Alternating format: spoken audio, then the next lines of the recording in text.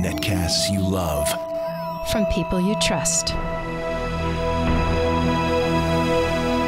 This is Twit.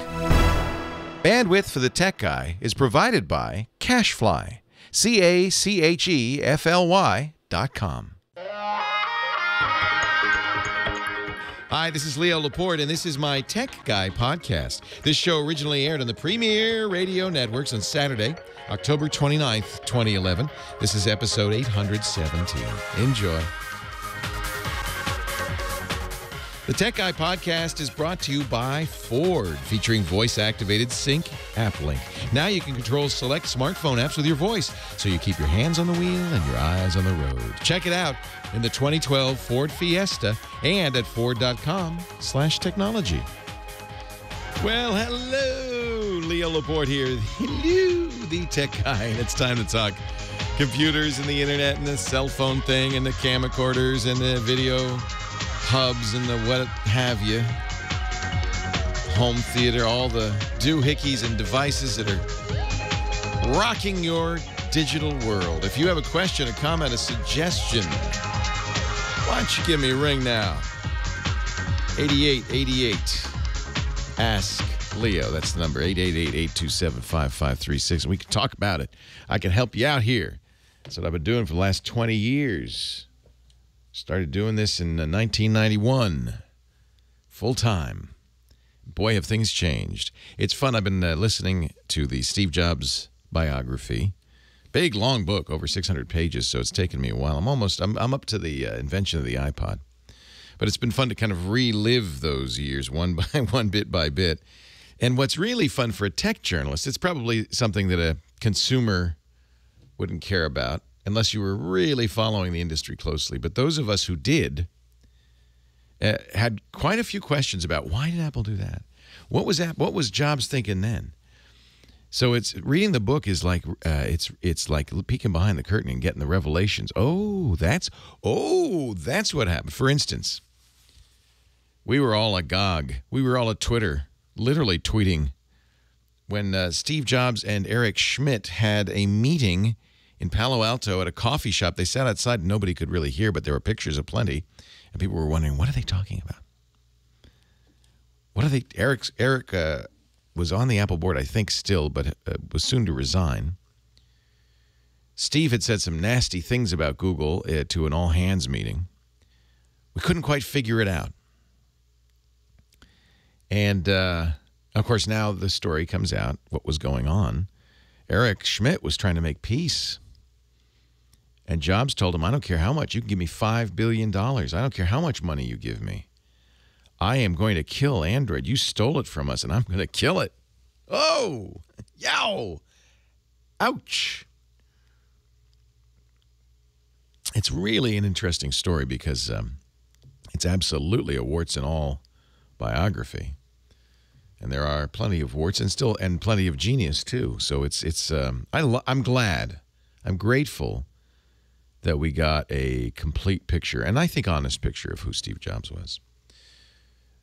I was talking with somebody the other day about this, another tech journalist, and he said reading the book made him sad. He couldn't do it in very big chunks. And I realized, yeah, it kind of makes me sad, too. And part of the reason for me was it seems pretty apparent reading it that Mr. Jobs was very unhappy a lot of the time. You know, I think one of the reasons he lashed out so at people, he was just an unhappy guy, kind of a miserable person. That's my take on it anyway. Who managed to triumph over his misery, I think. And in fact, one of the guys who worked closely with him on the Macintosh team said he's bipolar. I think he was manic depressive. He had these big mood swings in which he'd be very depressed and angry and bitter and mean. And then he'd swing the other way and be ebullient and happy and jolly. And you never, Bill Gates said this, you never knew which Steve you were going to get. So it's very interesting. Very interesting.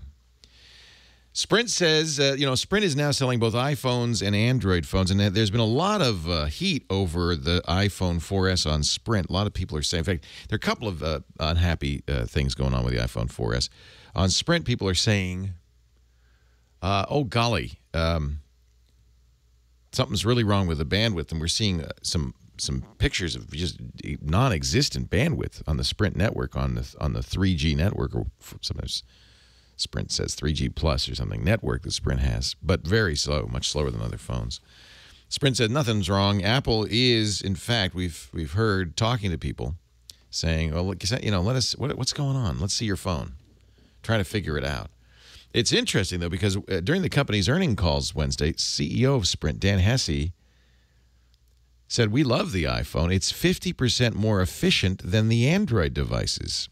This is not what we had thought. We had thought one of the reasons AT&T had such problems was because there was a predominance of iPhone users who are killing AT&T's network. No. Hesse says iPhone users are expected to use significantly less 3G data than the typical user of a dual-mode 3G, 4G device, maybe because it doesn't have 4G. But also, he says that iPhone applications take better advantage of using Wi-Fi when available, and that Android apps tend to be more chatty.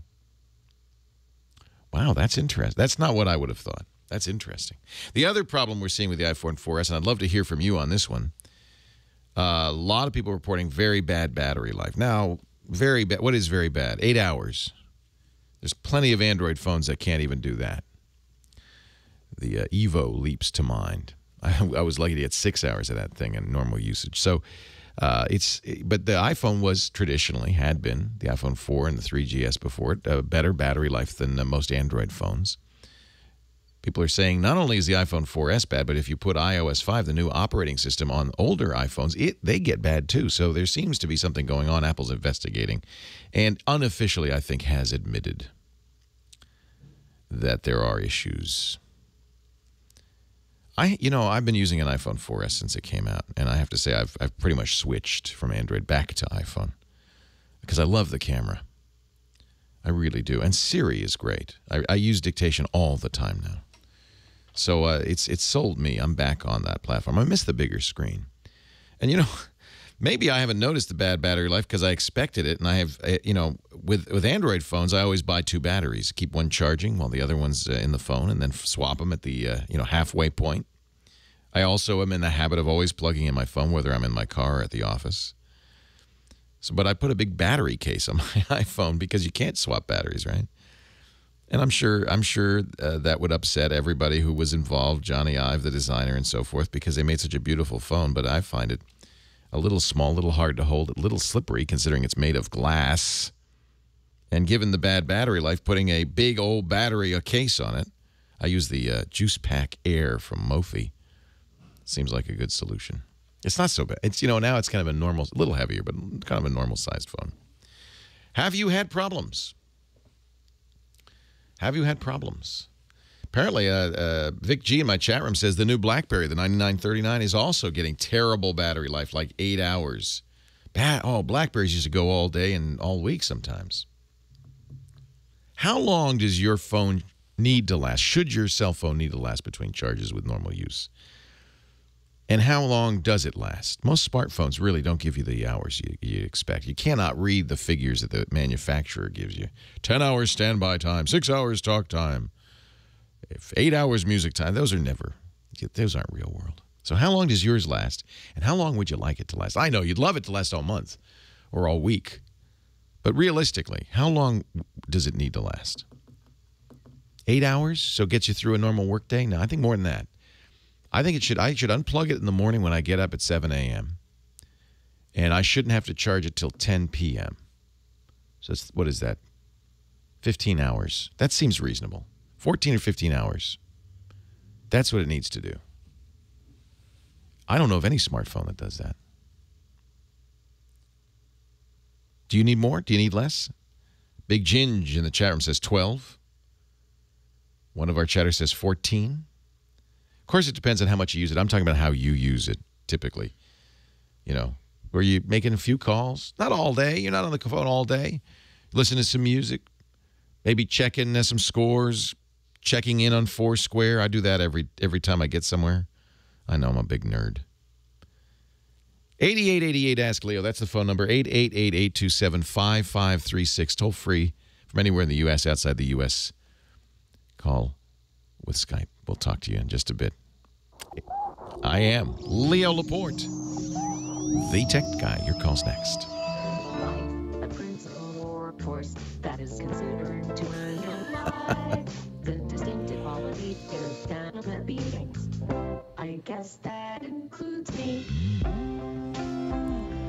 As usual, Kyle Benham, our musical director, coming up with the wackiest, weirdest digital doodads for the show. He'll put a show note playlist up at the end of the day today. Show notes are at techguylabs.com. That's where you'll find links to everything I talked about, so forth and so on. Thanks to James DeRuvo is writing this all down. techguylabs.com. First call from Phoenix, Arizona. Leo Laporte, the tech guy.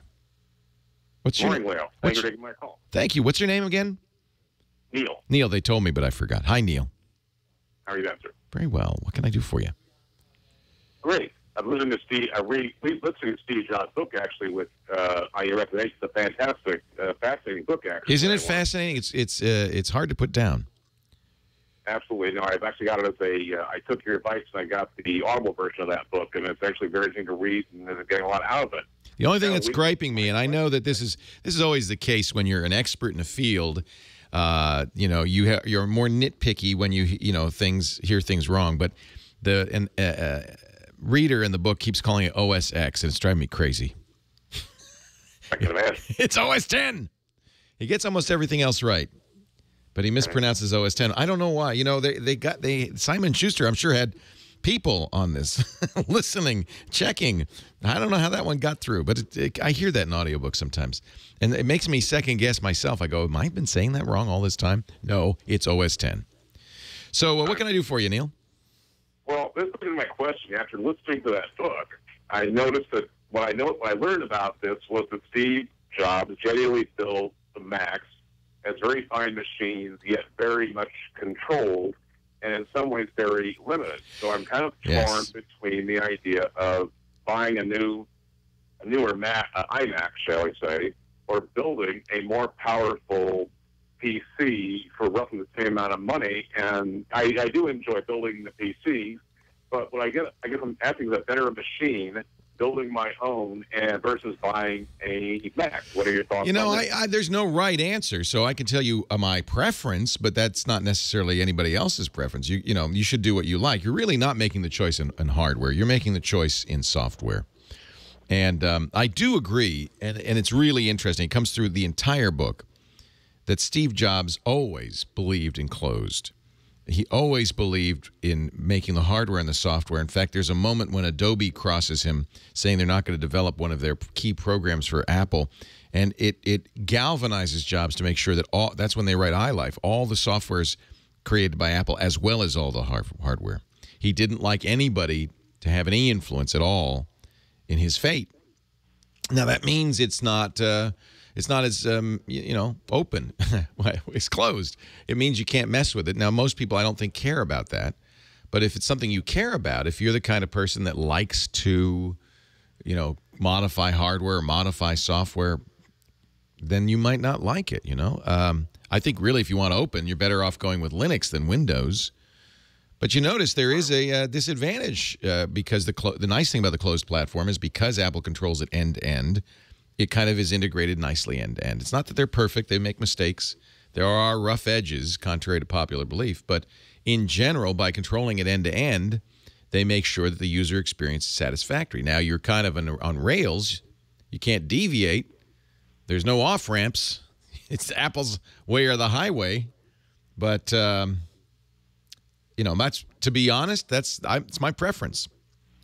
But that's a preference. That's not a right answer or a wrong answer. Say again?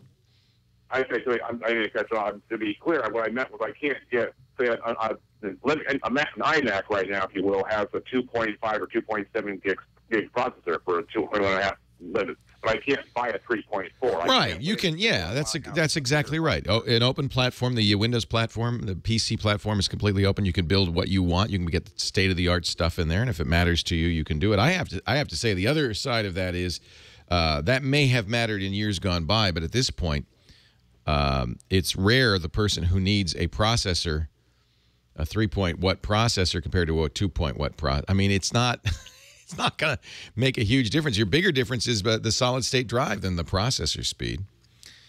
Exactly. You can get real caught up in numbers, and I think it's one of the insights Jobs had is that geeks care about numbers. Real people just want to use the darn thing. You have a good point. Okay. Well, I really appreciate this. I thank you for taking my call there. I wanted to get an opinion. I always value your opinion. I enjoy your show. It's really a lot of fun to listen to, and I always get a lot of it. I think that the one thing I'd be careful about when you're choosing your own components is a component mismatch. You want to make sure that everything works with everything else, and you want to make sure you get top of the line because it's also, Apple chooses the components to go with each other, and they have a lot of buying clout, and they buy top of the line components. They don't always have the fastest video card. In fact, they rarely have the fastest video card for whatever reason. But it's something to keep in mind that if you're integrating the system, you can buy, say, from the vendor. Right? Yeah. I mean, if you're integrating a system yourself. That's the other negative. You're responsible for it. If something doesn't work with something else, who are you going to call? You can't call either one of those companies. That's up to you to solve. So there are disadvantages. Web 9040 in our chat room saying, they don't have the fastest hard drives in the Macs. That's absolutely true. They don't. They don't have the fastest video cards. That's absolutely true. They don't. So if what you're looking at, if what you care about is absolutely having the fastest there is out there, and there may be some debate over how much of a difference that's going to make in your day-to-day experience, but if that's what you care about, then you should build your own. It's the only way.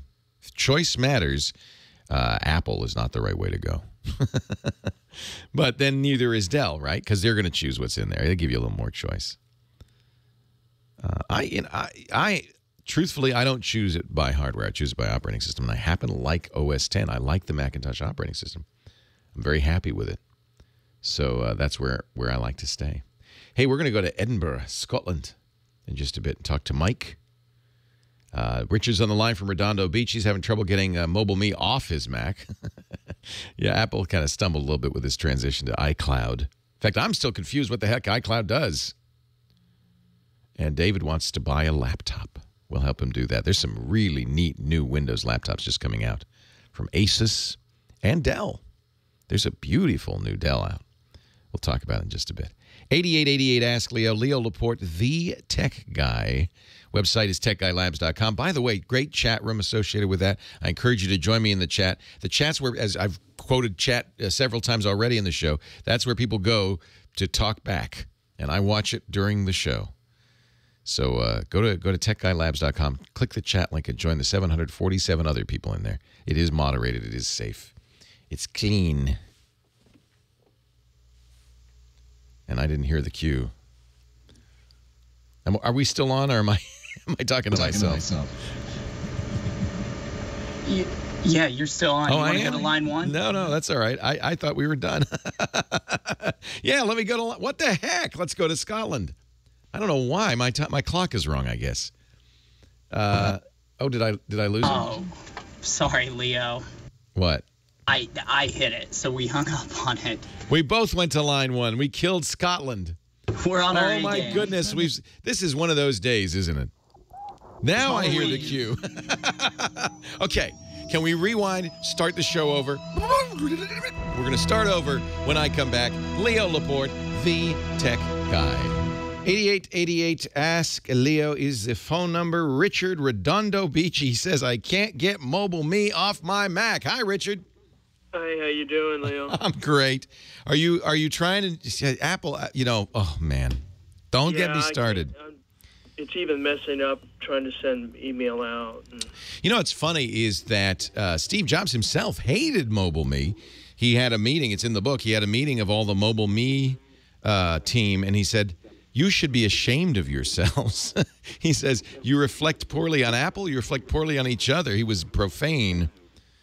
Yeah, I mean, it was a mess. So Apple retooled. They built a giant data center in North Carolina, and they created iCloud, which they launched last week or 2 weeks ago with iOS 5, and updated Lion if you're using Lion. So iCloud is the new Mobile Me. So what is it that you want to get rid of? What is it you want to do, Richard? Well, whenever we try to forward something, like if I'm trying to send something and send it through the email, it asked me for my Mobile Me password. Yeah, I've had that happen. That's actually a well-known bug. Have you thought about migrating to iCloud? Well, you know, I use on my phone. I've used my Gmail. Yeah, in fact, that's what I would do. I'd get rid of it. Well, of course, you have an email address. You're probably giving out your Mac.com address, huh? Right. So I just want to get rid of this Mobile Me, and it just seems ingrained on my wife's iMac. So is she willing to give it up as an email account? Well, actually, she uses her AOL. So when you first boot up, then we can solve this. No problem. It comes up as Safari, and then what she does is through Safari, then she... Right. So there's two places you want to delete the Mobile Me entries, and you can delete them.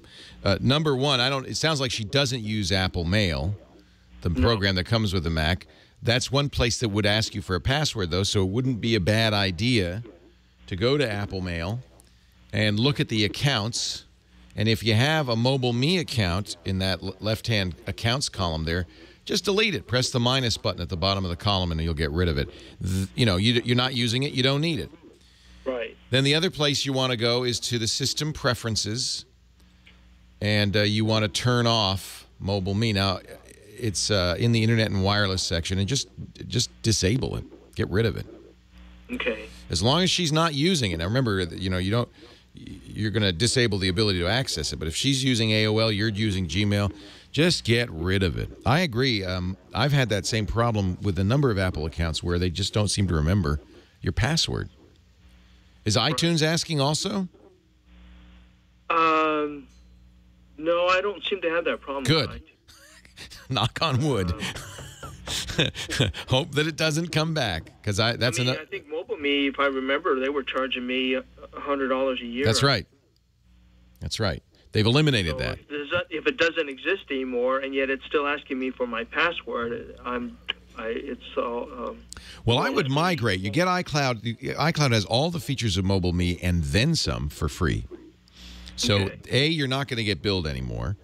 And B, you might as well migrate. So log into me.com and click the migrate to iCloud, and that'll move you over. There are some minor caveats. If you're using the Apple Calendar, it changes the way calendars work a little bit. Apple has not licked this one. This is still a problem. And there's some real issues with iCloud that I'm not crazy about. For instance, if and potentially this is great, if you use an iPhone or an iPad, there's this new thing called Photo Stream. And pictures you take on your iPhone automatically get copied to all your other devices. Pictures you take on your iPhone or iPad automatically get copied to all your other devices. Do you see the problem here? And if you share the account with multiple family members, all of the pictures that all of the family members take will automatically migrate to all of your devices if you turn it on. This can cause some shocks to the system. So it's just something to be aware of. If you enable Photo Stream, it will, and they'll all kind of come powering down. And here's the funny thing. You can't delete individual pictures. You either delete them all or delete none of them. So if you want to use it, you're just going to get every picture that's taken on any iPhone or iPad attached to that system. They're all just going to stream in to, or your iPod Touch too, right? Whether you want, willy-nilly, whether you want them to or not. So I guess you better be good with all the pictures that you take and not share them with the world. Isn't that nice? Isn't that special? And there's no way to delete the one bad picture that you accidentally have in there. And by the way, it does it retroactively. So every picture that's on my phone and my iPad is automatically copied to every other device I have. I'm sure Apple will fix this. It's not a good thing. Just in terms of raw volume, if not of embarrassment. It's just too much stuff. So, Richard, I would say just turn it off if you're not using it. If you do want to continue to use, here's the advantage. Here's the things you might want to use iCloud for. It does synchronize address book and calendar to the cloud, to the Apple address book and calendar on iCloud. and then to other devices, which is great. If you are in, again, this is where Apple just loves, if they want you to be in their universe. So if you're in the Apple universe, if you're using an iPad, an iPhone, and a Mac, everything syncs automatically. Well, in theory. The other advantage is automatic backup. Now, you can turn this on all your computers and on your iPhone and on your iPad and your iPod Touch. It will, and all your iPods, actually. It will automatically back up your data. So it does it from the device. You don't need to hook it up to the computer anymore to back up your iPods. And on your desktop, it's got some form of automated backup. I haven't really tested it or tried it. There's not much control over it, but it seems to be doing that. You get some switches. They look very much like Mobile Me, the old Mobile Me synchronization, right? You can sync mail and notes, contacts, calendars, bookmarks, photo stream, documents, and data. That's the new one. There's also Back to My Mac and Find My Mac, which is kind of cool. Find My Mac doesn't make a lot of sense on a desktop, but it will actually identify where your devices are. You get 25 gigabytes of storage free, and then you can buy more. It'd be easy to go through all 25 gigs if you're backing up multiple devices. But the problem is it's very difficult. And hey, this is what I do, and I've been trying to figure out how to tell people how to use this, and I'm confused as heck. I can't figure it out. It's very confusing. Very, very confusing. Richard, and that was Richard. Let's go to Joe in Orlando, Florida. You're next, Joe. Leo Laporte, the tech guy. Now, Joe, you're scared. W6TWT. Here is WX4ADX weather for a DX. Well, it's very nice to meet you. I'll have to send you an eyeball, or what do we call it? A phone-in QSL. Well, we actually spoke at your open house on D-Star. I was one of your very first contacts. Oh, what Remember fun. that? How crisp it sounded? Yes. Wonderful. Well, it's nice to be able to speak to you again. And I wanted to share with you that I actually lead the Ham Nation Roundtable on D-Star after Ham Nation, and we had 45 check-ins this week. I've got to get in there, Joe. I know I always run out the door. Last Tuesday, I ran out the door because I had to get home. But let's hang on and talk a little bit, because I want to talk more. Leo Laporte, the tech guy. More cowbell. I feel the need for more cowbell. Leo Laporte, the tech guy. 8888. Ask Leo. We're talking to Joe in Orlando, Florida. He runs something called the D-Star Network. D-Star is a very interesting ham radio network that uses the internet to go long distances. In fact, you don't even have to be. You don't have to have a ham radio, right, Joe? You could use. They have D-Star dongles for your laptop. Yes, that's what I use. I use a DV dongle. I worked really hard to create a WordPress website to support the net. Could you take a quick look at it? Yeah, would you? Hey, can I ask you a question? Do you still need a license if you use a DV dongle on a laptop? Do you still need a ham radio license? You do. At minimum, you need your technician. That's interesting because you're at this point. Are you transmit? I guess you are transmitting once you get off the repeater. Well, you can transmit either into the gateway or a repeater, and that's the reason you need a license. Okay. So what is your website? Sure. It is www.w, a numeral 4, excuse me, I apologize, a W, then an X as an X-ray, a numeral 4, A as an alpha, D as in delta, X as an X-ray, WX4ADX.com/HN for Ham Nation. Oh, I love it. Thank you for doing that. Ham Nation is our ham radio podcast.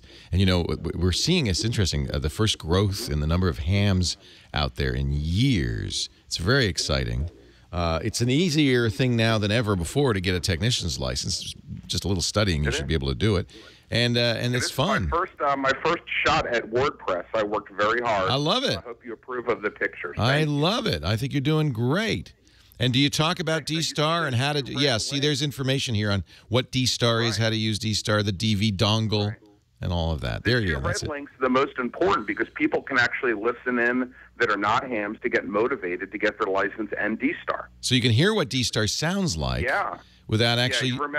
Yeah, remember Tim, who owns the K6MDD? Yeah. He sponsors the Radio Reference, and then Tom in Atlanta does a Justin.tv, so you can actually see the dongle on the screen while I'm running the net. Oh, how fun.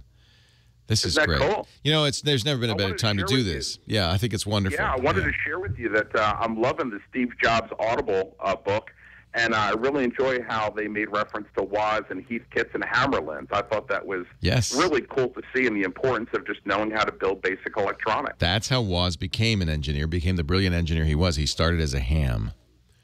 Yes, he did. You know, I learned on an Apple II in 1978. Wow. That was my first computer. And like John Ivey at Apple, my dad was an industrial designer for a company called Sperry Univac. Oh yeah, we remember Sperry Univac, of course. Yeah. Yeah.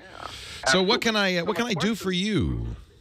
Yeah. Well, my question is, I'd like to purchase my first Mac in many years, preferably for my home office. I do professional website design sales. For my employer. I also do blogging and voiceover. And I was wondering what you thought a good business-based Mac would be. Would it perhaps be an iMac? And I'd like to get your suggestions. That's a great question. You know, in the book, they talk about Steve Jobs coming back to Apple after being thrown out in the 80s. He came back in 97. And Apple had many different models. It was very confusing. And he went in and he got all the executives together in front of a whiteboard. Actually, I think it might have been the board of directors.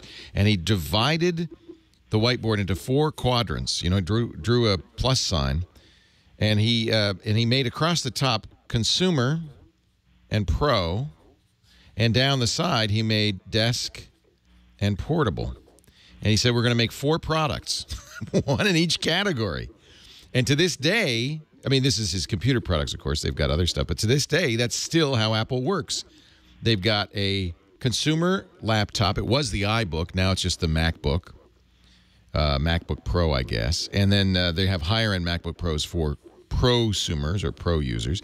On the desktop, the consumer Macintosh is, as you said, the iMac. And they do make a Mac Pro, which looks more like a PC. It's a tower case that you can open up and add slots and stuff.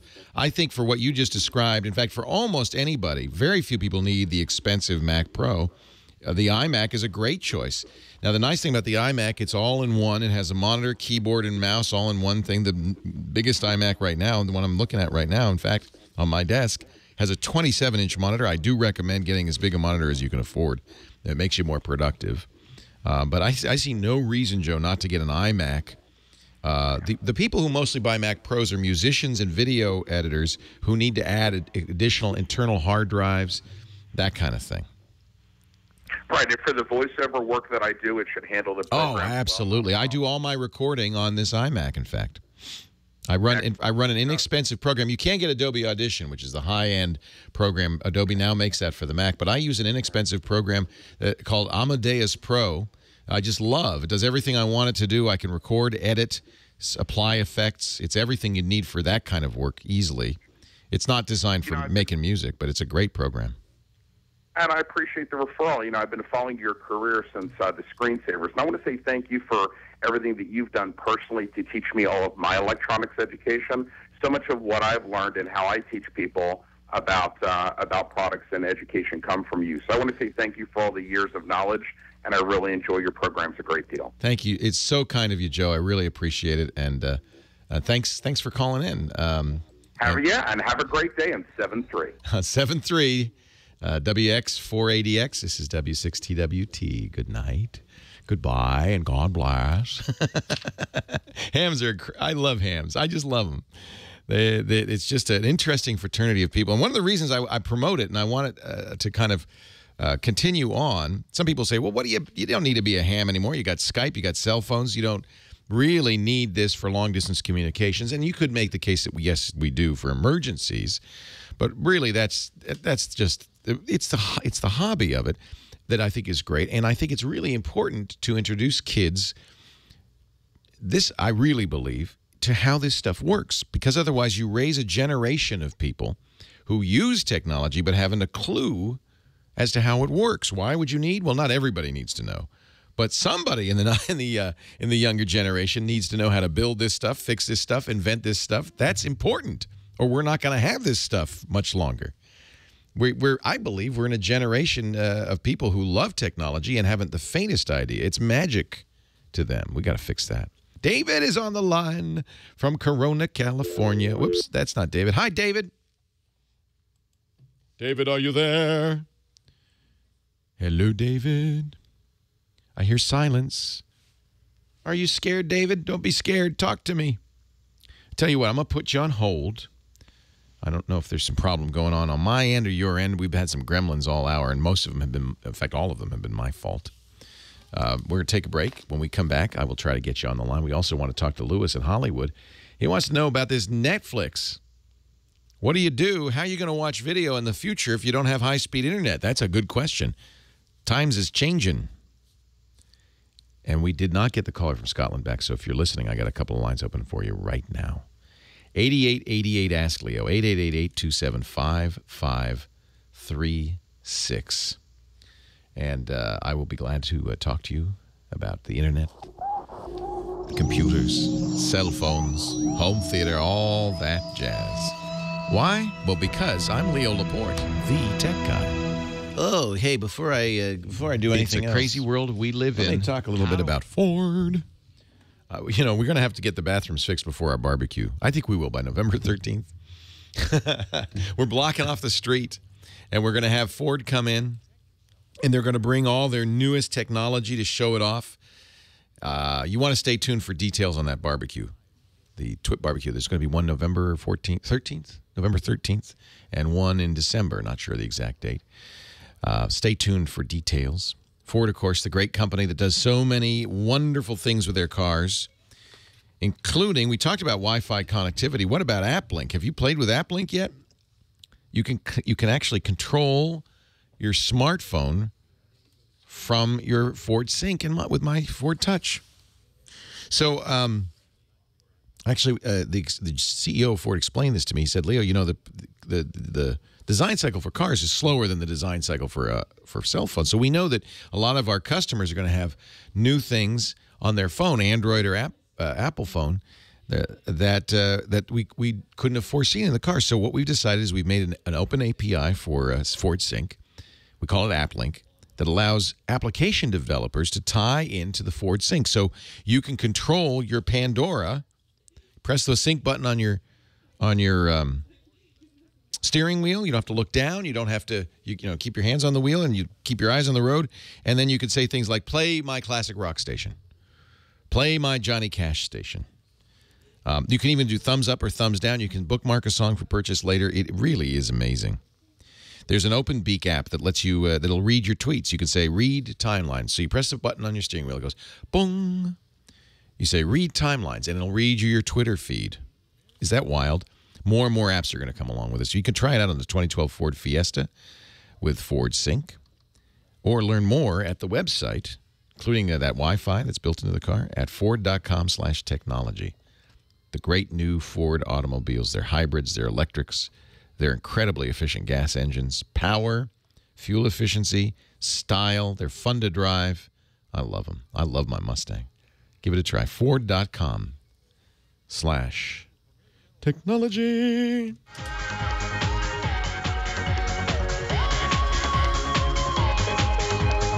Well, hey, how are you today? Leo Laporte here, the tech guy, and it's time to talk computers, the internet, cell phones, camcorders, all that jazz. 8888 Ask Leo is the number if you have a question, a comment, a suggestion. If you would like to talk tech, I'm here for you. Some really sweet computers coming out in the next few months. There's a couple of really nice Dells. What's interesting, of course, is they're aiming at Apple's products. This was something Steve Jobs always complained. He said Microsoft just steals everything. He didn't like that. He didn't like that idea of people copying him. But Dell has a couple of, I think they're the Latitude X computers that are just very much like the MacBook and the MacBook Pro, but of course a lot less expensive. And if you want to run Windows, they're great. There's also a whole new category out called the Ultra Mobile computer. And Asus has one that I think is going to be the one to get, the ZenBook. It's a beautiful notebook computer designed, frankly, I think that they probably don't even deny this, to look exactly like a MacBook Air. Brushed metal unibody, aluminum. One thing missing, it doesn't have a light-up keyboard, which I wish it did. I do think that's nice. High-speed, solid-state drives, no optical drive. These really thin ones really are designed to not have a CD or a DVD. But if you look at this, I mean, it looks just like a MacBook Air. And I have to say, I love the MacBook Air so much, I'm glad that there's an option for Windows users, frankly. I don't mind that at all.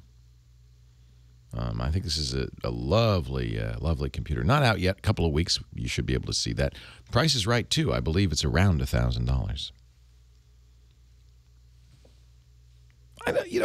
I can understand if you were Steve Jobs or somebody who felt that the designs and the ideas had been stolen, you'd be angry and you'd sue, and you'd certainly be well within your rights. But after all, really, that's how the computer industry evolves. That's how all technology, in fact, all human innovation happens. Nobody does it alone.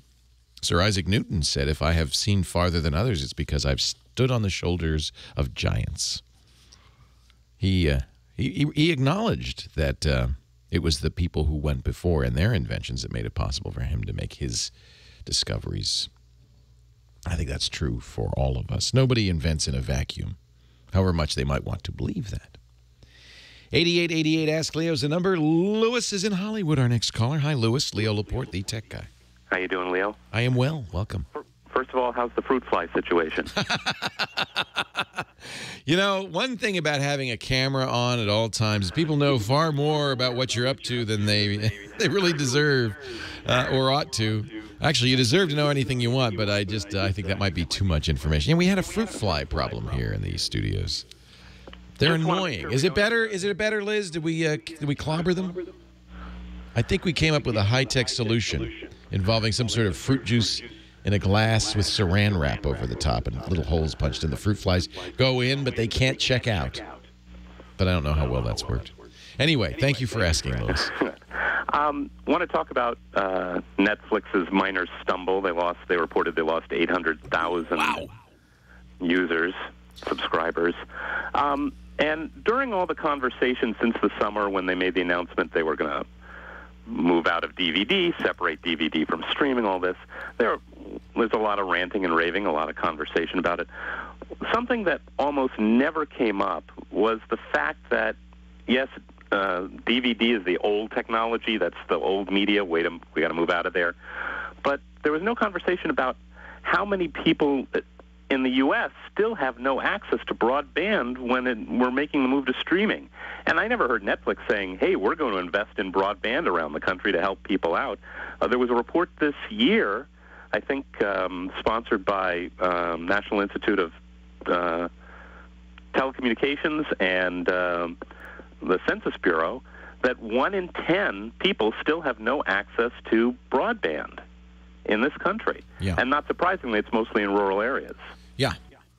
It is an issue. I don't think it's Netflix's issue. It's probably a governmental issue. In fact, the FCC has a national broadband plan, which you can read at broadband.gov, that does, in fact, attempt to address this issue. I've said for a long time that Internet access is increasingly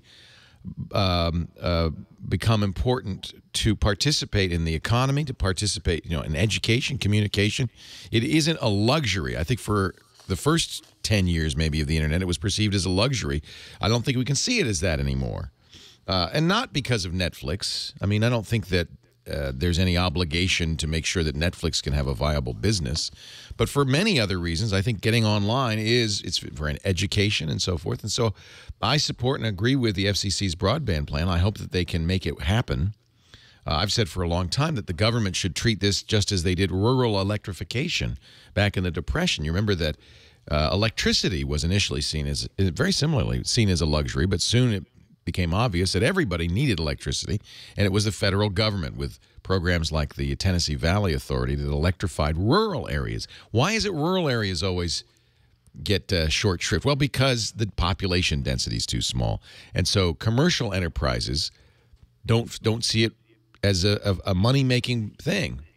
You know, they can't justify it. If you're an internet service provider, you're gonna build a business around an area where the population density is 10,000 per square mile versus 2 per square mile.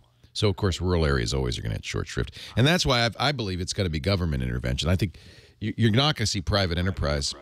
Although there have been a lot of wireless technology. You know, it's funny. We were all hot about WiMAX when it first came out about 10 years ago because that was perhaps the way we were going to get high-speed internet to rural areas wirelessly. And where did all the WiMAX companies focus? Big cities. Yep. Because that's where the money is. And interesting to that population density, there was a report last year that I saw that said that's not always a factor. And the article was 10 counties in America that would surprise you that don't have broadband. One of them was Imperial County in California, which includes Riverside. Yeah. Wow. There were counties in North Carolina. One had a county seat in it. I forget. Yeah, but remember, internet is still very new. I mean, you know, it's we feel like it's been here forever, right. But people didn't start surfing the net until about 15 years ago. So I think that probably will even out. I don't expect that areas in Montana and Nebraska where there are just a few people per square mile are going to ever get commercial internet. Although there are companies, as you point out, Netflix would be one, Google would be another, that do have a vested interest in getting high speed everywhere. Google's been pretty active in attempting to spread broadband everywhere. There's also, of course, an issue about how we define broadband, because the definition of broadband that the FCC uses is really not adequate for Netflix. And any company who plans on renting or selling streaming, Amazon now is getting into rentals, movie rentals. Right. Everybody's going to be. Redbox is, Dish is. Suddenly streaming video seems like a good idea. Right. And once you get beyond the infrastructure problem, then you got to go back to the old problem of data caps. Yeah, we got to address that too. I think, truthfully, there's no economic or technical reason that we shouldn't have high-speed fiber optics all over this country, that everybody shouldn't have very high speed. We're talking 100 megabit internet access at affordable prices. They've done it in countries like Sweden. They've done it in Japan. They've done it in South Korea. It's doable. It's doable, and I think that it is important that we do it. And those of us who are geeks and understand this stuff really need to lobby our members of Congress, our Congress critters, and say, hey, you know, think of the disadvantaged. And it's not just for Netflix. It's for a lot of reasons. Leo Laporte, the tech guy. Hey, great call. Thank you. I was too tired to throw it out. I saw a swarm of fruit flies. I took the bag downstairs. Where did you find that? I came back. It's the fruit fly sign. Leo Laporte, the tech guy. There is good news. You know, yesterday, the FCC approved a $4.5 billion fund to expand broadband access. They approved it 4-0. It will bring broadband to about 18 million rural Americans. The FCC says about a third of the country doesn't have high-speed internet. That's 100 million Americans, so they've got a long way to go. 4.5 billion, and they only get 18 million Americans. That means, wow, we'd have to spend 5 times that to solve this problem. That's amazing. But they point out, and I agree, that this is critical not only for fun like Netflix, but for job creation, growth, innovation. Netflix now, I saw this too this week. 1/3 of all internet traffic is from Netflix streaming worldwide. 1/3. I don't know. The internet wasn't really designed for this kind of, you know, steady downloads. We might have a problem here anyway. The movie industry is probably who should be paying for this, because after all, it is they who have pushed Netflix into this. See, the movie industry understands that a DVD is really a device for piracy. They know that if Netflix sends you a DVD because you, are a thief, you will make a copy of it, and so will all your friends and neighbors, because you're all thieves, and they'll be out of business. So really, if you want to point a finger, I wouldn't point it at Netflix. I think all of the DVD rental companies realize the future is not in DVDs, it's in streaming, because it's a lot harder to pirate a stream. And I think consumers don't mind streams. The quality's not as good, of course. If you have a high-def TV, there's nothing like a Blu-ray disc. Streaming is at best, well, I shouldn't say that. It's mostly 720p. There is 1080p Netflix capability, and they're moving in that direction. But boy, if Netflix uses a third of all the bandwidth in prime time right now, imagine what it's going to be like if they start going to 1080p, which is much bigger file size, more than twice as big.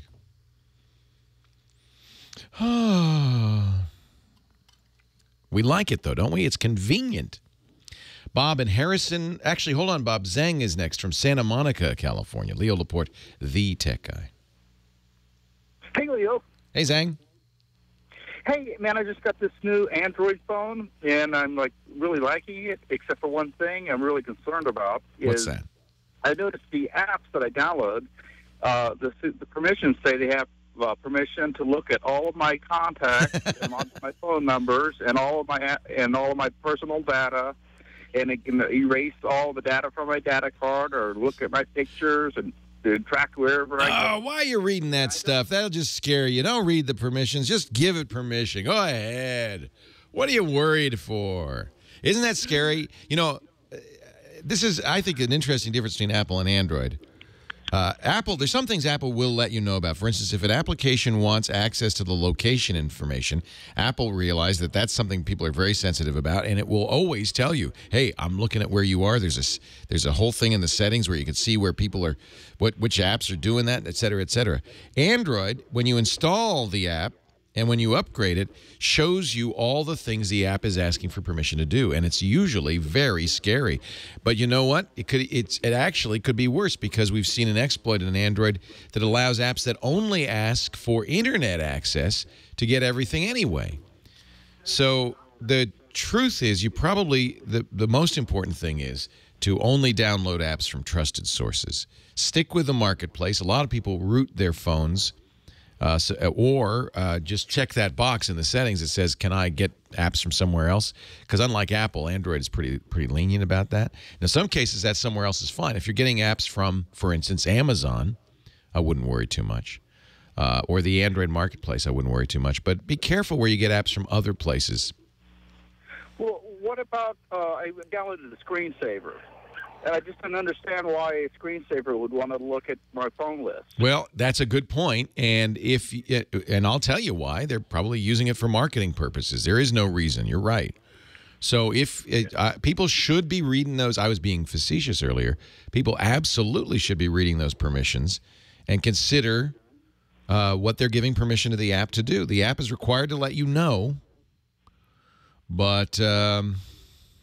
Well, is there a way to turn off access? No. Or anything like that? No, it's, the app, essentially when the app is sent to the marketplace, the app developer says, this is what I'm going to need.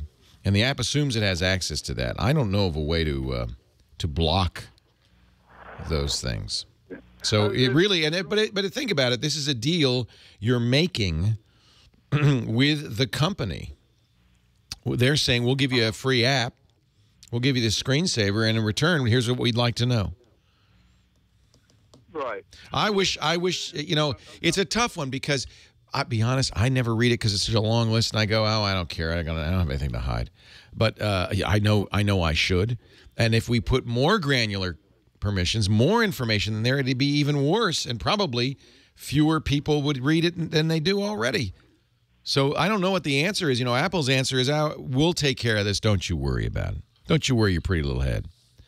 Androids, of course, and this is the classic division going down since time immemorial between geeks who want everything. I want every setting, every filter, every switch. I want complete control.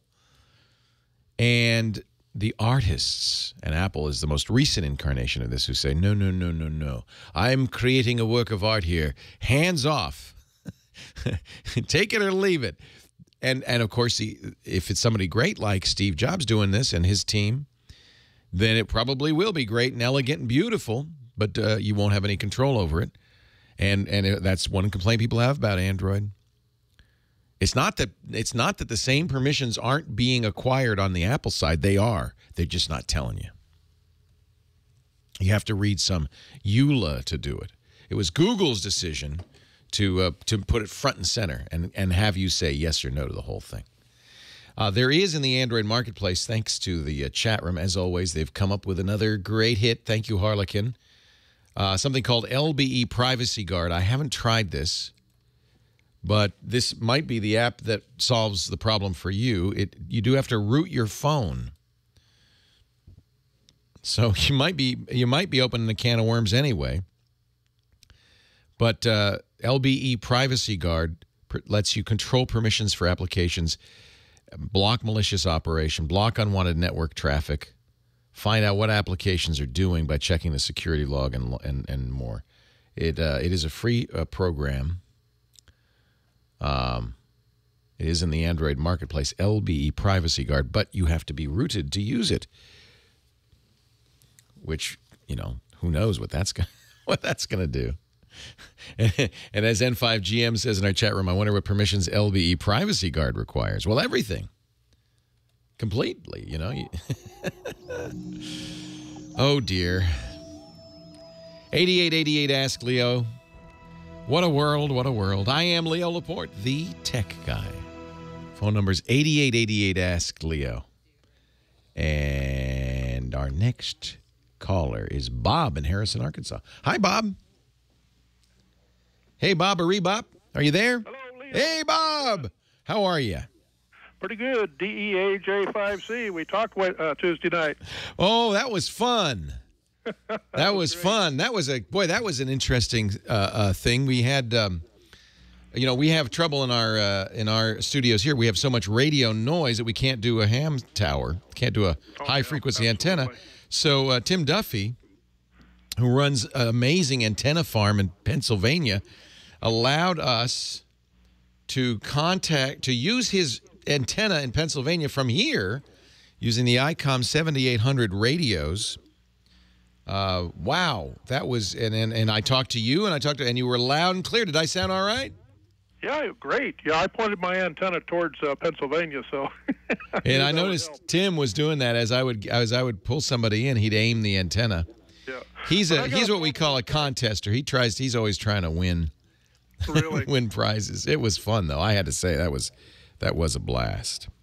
Here's my problem. Yes, sir. Ever since I upgraded to Lion on the iMac, I've got a mid-2010 iMac 27-inch, 2.8 Core i5 with 12 gigs. Skype runs the first time I install it. After that, I get a black screen, nothing else. That's frustrating. It is. If I click off the black screen, I get the inbound video. I don't see the outbound video, don't see any icons. And is this is a newer version of Skype you're using? It's the brand new one, yeah. Yeah, that's the problem. That's the problem, especially on the Mac. Skype 5 is so horrible. And the thing is, it works great on my 17-inch MacBook Pro. So it's probably, I'm going to guess, it's probably has something to do with the video drivers or, I don't know. It's an incompatibility. Now, because Skype had such problems in 5.0 and the user interface was a big change and people hated it, they started offering for download the older Skype for Macintosh 2.8. That's what I need to find. And that's what I would do, is get that. In fact, it worked fine. The only issue with using an older Skype is that sometimes Skype does this. When it sees an older Skype, it downgrades the quality. But I wouldn't worry too much. If you Google Skype 2.8, okay, it'll take you right to Skype's site. And I think that they still offer it for download because they knew people were so unhappy. Oh, And then it says, well, you can get even more features with Skype 5. Yeah, but it doesn't work. Can I have 2.8, please? I'll do that. That's what I'll do. I think that'll fix it. Yeah, because it worked before, right? Yes. Yeah. Oh, yeah, it was fantastic. Well, I don't know if you know, but my podcast network lives on Skype. A lot of our hosts and many of our guests are not local, so we Skype them. Yeah, I was wondering if you're using 5 or the older version. We are using 5, but we have all sorts of weird anomalies. They, and now that Microsoft owns it, of course, everything's going to get better. That's a fact. Anyway, I appreciate that information. I sent you a QSL card. Did you get yours yet? I haven't. I'm terrible. I'm such a bad ham, Bob. I apologize. My goodness. I got to get those. If you sent me a QSL, I thank you. I save every QSL I get, and I will get those cards and I will send those out. And thank you for reminding me. I sent you an SASE as a good ham. Oh, you are a good ham. Well, I promise you, you'll be first in line when I get those cards, and I'm going to get them this week. Leo. Thanks, Bob. I appreciate the help. I'm going to go get 2.8 and see what happens. Let me know. I think that should help. Will do. Appreciate Take it, my care. friend. Yep. 7-3. 7-3. A lot of that means best regards, by the way, in ham talk. Yes, there is such a thing as ham talk. It's interesting. Hams actually use Skype. Now, you would think, what's the point of using Skype if you're a ham? Because isn't the whole point of being a ham to have your own radio tower and transmission and transmit all over the world? And the truth is, Skype makes it trivially easy to do that over the internet, better quality and everything. So why do you even need to be a ham if you got Skype? Well, of course, as I've mentioned, the great pleasure and fun of the hobby and of bringing in a station from far, far away over the radio airwaves using bounce and off the ionosphere and stuff. That's cool. So there's a cool factor, a fun factor. It's a hobby. And one of the ways hams often use Skype is for remote access, very similar to what I just did the other night, remote accessing that antenna in Pennsylvania from my rig in Northern California. Now, I have to say, we didn't use Skype. We used some very nice software that Carl Moreski of N4PY did, some custom stuff that made it so that I could twiddle. He calls it remote mirrored radio. I could twiddle the knob on my radio, my 7800 from ICOM here in the studio, and then it's really weird. The knob will twiddle at the 7800 in Pennsylvania. Actually, come to think of it, we were using Skype for the audio. So we did use Skype for the audio. N4PY software is the software that we used for that remote mirrored setup. It's very cool. N4PY.com if you'd like to know more. November 4 Papa Yankee.com. And it was kind of spooky because I could see via Skype, we had a Skype video window open. I could see that when I turned the knob here, it turned there. Carl, you're amazing. Julian's in Los Angeles. Leo Laporte, the tech guy. Hi, Julian. W4TWT N1CA. N1CA, W6TWT. Good to talk to you. Sorry. That's all right. I'm in California. Somebody for software, so that's right. Yeah. Sorry about that. So you're a ham as well. Yes, I am. You know what's interesting is hams come out of the woodwork. Yes. I think a lot of people who love tech became hams as kids. And either they're not active anymore or they're still active. But I think a lot of the inactive hams have become reactivated because they've gotten excited about the hobby again. Yeah, absolutely. That's great. And speaking of tech, I was calling because I wanted to share with your listeners again, as I've done on the last few years, an event that's particularly beneficial to the visually impaired or the blind community. Something that we put on called the Best in Tech Conference. Oh yes, I remember. It's time again, huh? Yes, it's that time again. The year just goes by.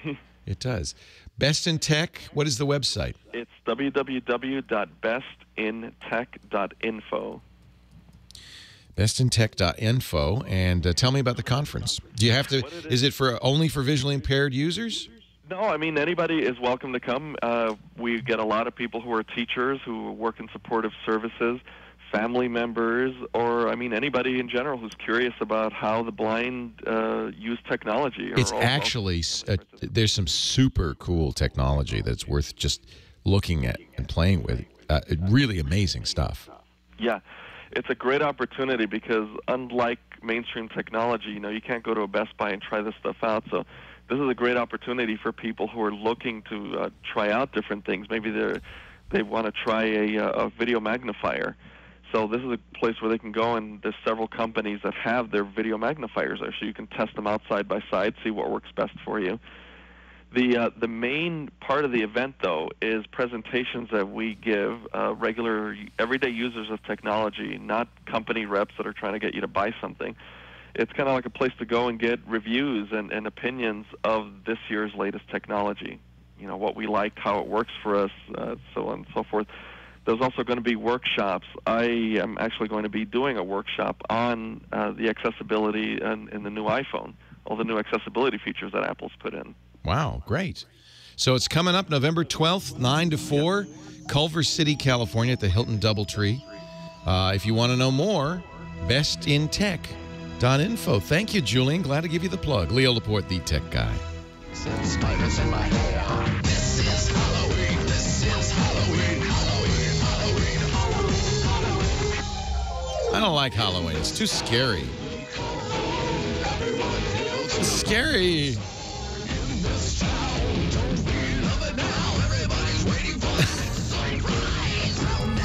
Leo Laporte, the tech guy. Halloween weekend.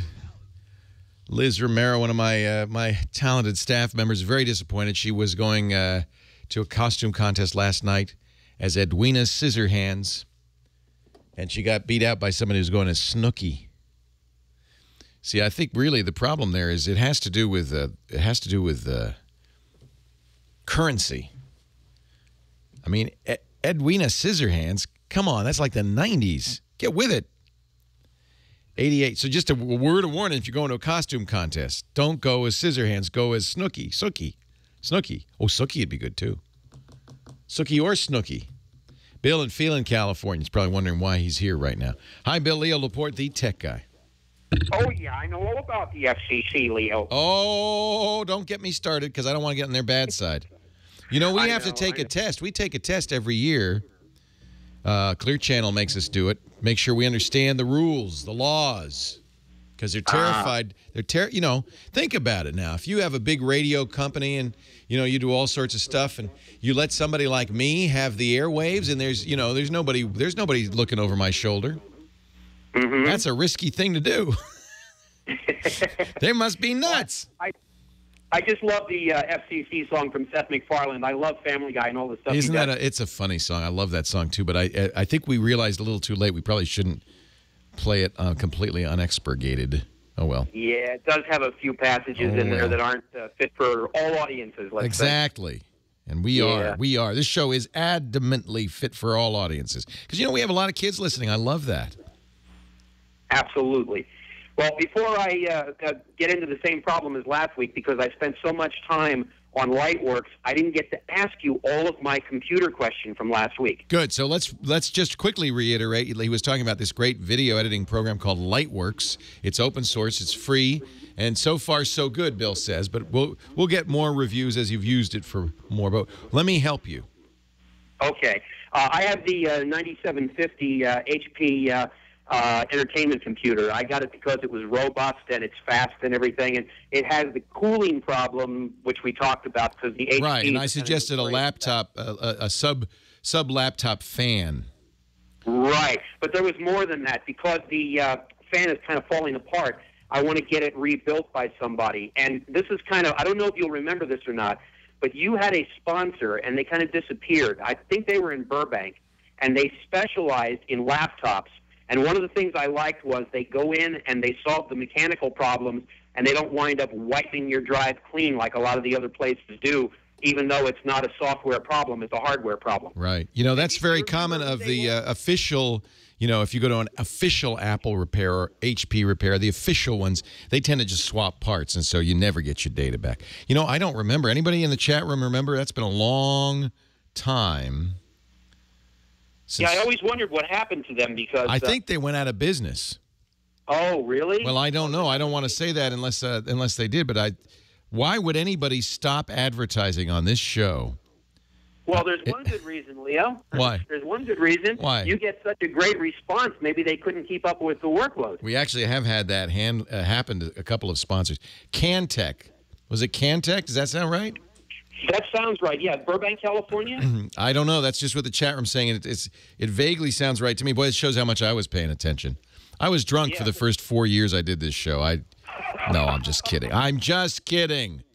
I don't think they're around. I'm looking. I don't see Cantech Burbank anymore.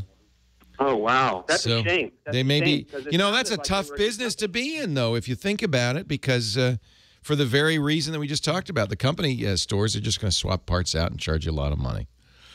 So I don't know. I don't know what would we recommend for somebody who need, that's what you want. And it's the hardest thing in the world to find a good local repair person who will do the parts. I'll give you a perfect example. I used to have, but in the days of before Apple had the MagSafe connector, I had a Apple laptop that, they had the plug-in connectors that you would always break because you'd trip over them. MagSafe was a great idea. And I tripped over it, and I broke it inside the computer. It was rattling around. Now, you take it to Apple, and Apple said, yeah, well, you need a new logic board. That'll be $1,200, which was more than the computer was worth. But I was fortunate because I took it to just some independent guy. I said, oh, yeah, I can resolder that. He opens it up, solders the thing back on the motherboard. $60 later, I'm good to go. And that's the problem, is finding those guys. I wish we could guarantee that they'd be great and wonderful. And, I don't know of any way to do that. We need a clearinghouse. Angie's List ought to do that for computer repair. Maybe they don't. The shade tree mechanic days of computer repair probably are long gone, aren't they? Nadine, Southgate, California. Hi, Nadine. Leo Laporte, the tech guy. Hi, Leo. Thank you for taking my call. My pleasure. Thanks for calling.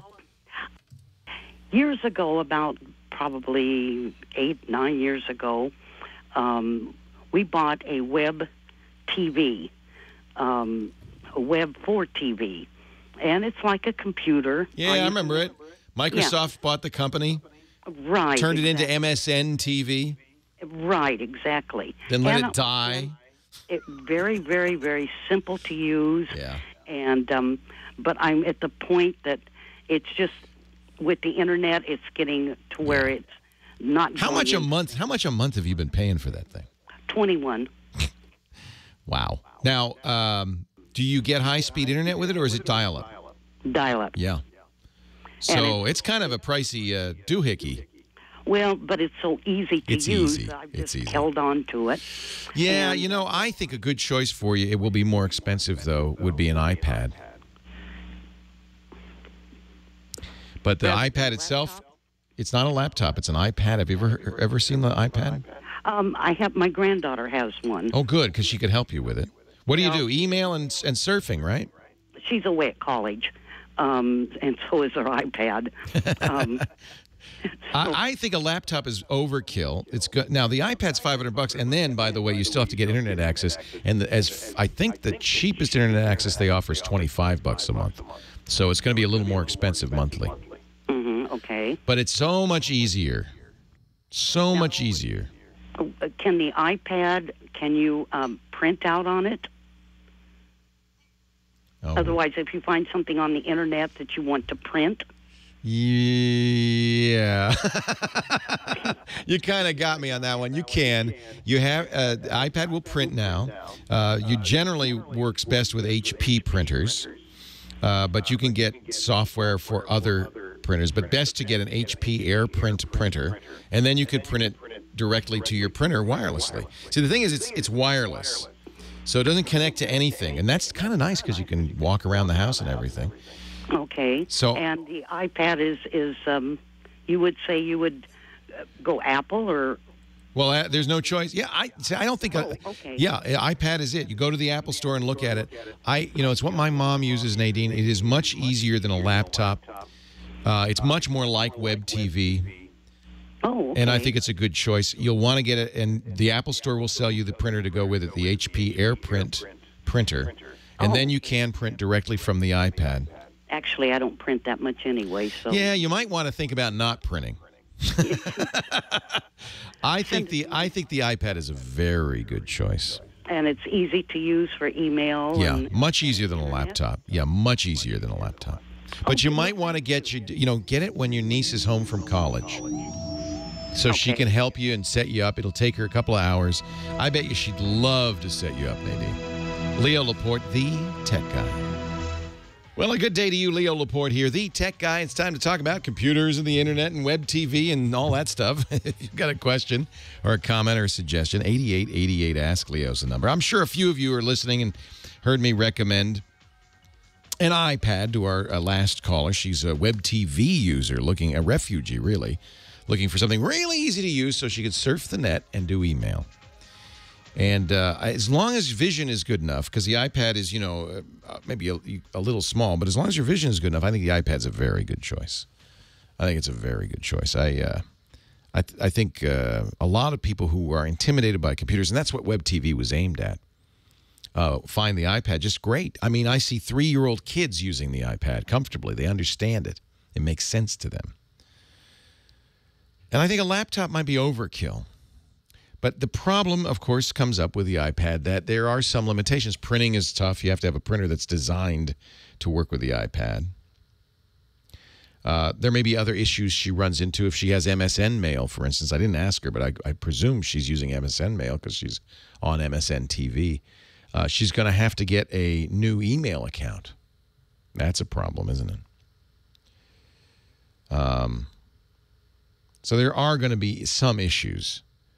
But I have to say, I think that for people who want to surf the internet and get email, maybe play a little Angry Birds, the iPad is a great choice. It really does introduce you very gently into the world of the computer. Chuck in Pomona, you're next. Leo Laporte, the tech guy. Hi, Chuck. Hey, Leo, how are you? I'm wonderful. Welcome to the show. Thanks. I've been listening for about 3 years now, and I want to say that your show is the highlight of the week. Thank you. Radio show. Thank you. So I thank you for what you do. And I have a quick question before I get into my first question. Sure. If you can just give me a 30-second answer. What in the world is a ham? Well, it's I'm sorry. Yeah, I'm just totally oblivious. I apologize, and I probably should have explained that instead of just using that term. It's a nickname for amateur radio enthusiasts. The FCC has for years reserved a portion of the airwaves for amateurs to play with as a hobby. And so you have to get a license from the FCC. There's 3 classes of license: technician, general, and extra. Each class gives you more privileges on the spectrum, but requires more knowledge. And hams are, an interesting bunch. They mostly are geeks who they're interested in technology, but it tends to be analog technology, radio technology, as opposed to the kind of technology I usually talk about, digital technology.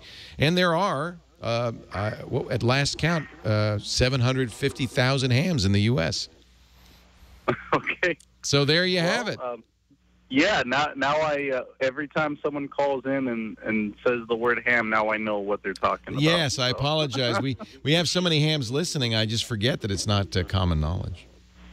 Yeah, and it's probably out of my, age bracket where I wouldn't have known about it. Hams tend to be older, although I think there's quite a move afoot to get more young folks involved. Okay. Yep. I see. Well, let me just get to my question then. Sure. I have T-Mobile, and I was wanting to get the latest iPhone, and I was wondering, is there a way to use it on T-Mobile? Now, I went online. Isn't that frustrating? Because they're on Sprint, they're on AT&T, they're on Verizon, and they're not on T-Mobile. Yeah. You can get the iPhone if you get an unlocked iPhone and put it on T-Mobile, but it will not use the higher speed data network.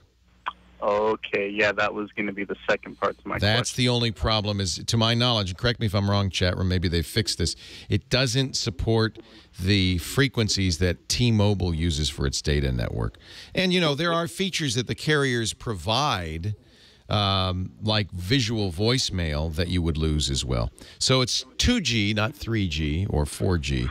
And if you're going to do a lot of data, I think it's probably not a good choice for an iPhone. Okay, then let me ask you this. I'll probably ditch the iPhone.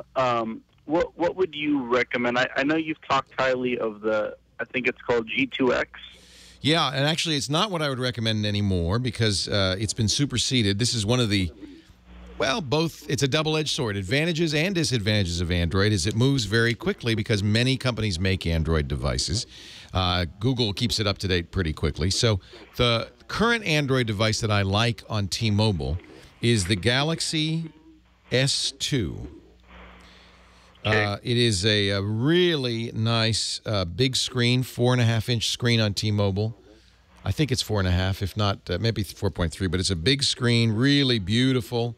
Does most of the things that the iPhone does some things the iPhone doesn't do. I think it's a very good choice, and it will use T-Mobile's HSPA Plus network, so it will be faster than an iPhone would be on T-Mobile. Oh, cool. Yeah, cool. I think it's actually, some might argue, a better phone. Really? Wow. Yeah. I bet it's pretty expensive, too. $229 if you're due for a new phone. Okay. So it's not horrible. It's $30 more than an iPhone would be. Of course, you have to get the data plan, but you do get the higher speed network. And I think there's some great Android apps. You get a very nice screen. I think this is completely competitive. I have a Galaxy S2 on Sprint. They call it their Epic 4G Touch, and I think it's just dynamite. Just dynamite. Yeah, T-Mobile has the 4.5-inch screen. So this is just great, and it's a new world, but there are more now Android users than there are iPhone users, I believe. I think that just shifted. And I would say most of the things that people like the iPhone for, including the 8-megapixel camera, the lots of storage. The one thing it doesn't have is that Siri where you talk to it. There are programs that attempt to do the same thing on Android, but none of them are as good.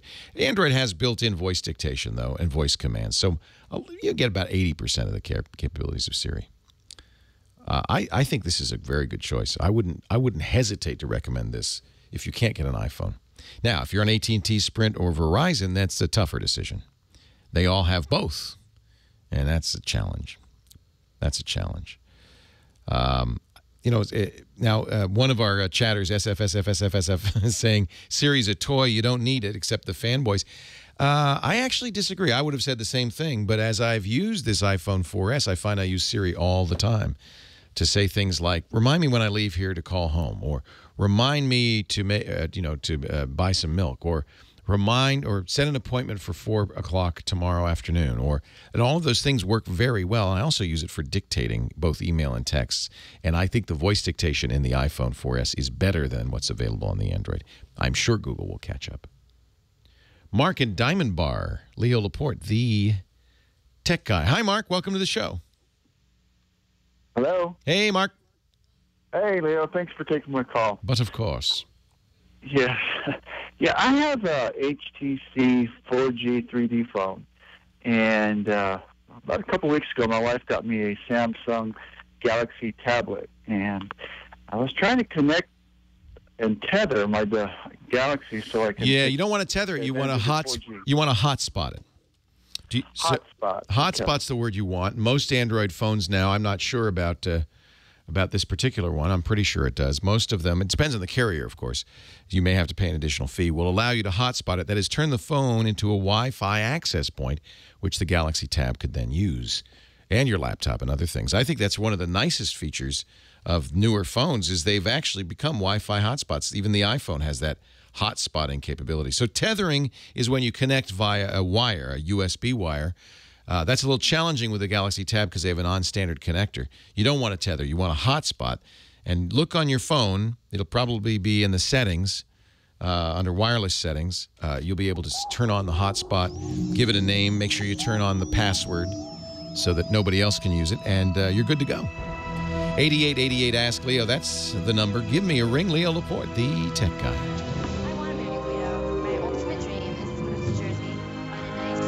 Oh, no. It's Snooky. Now that's scary.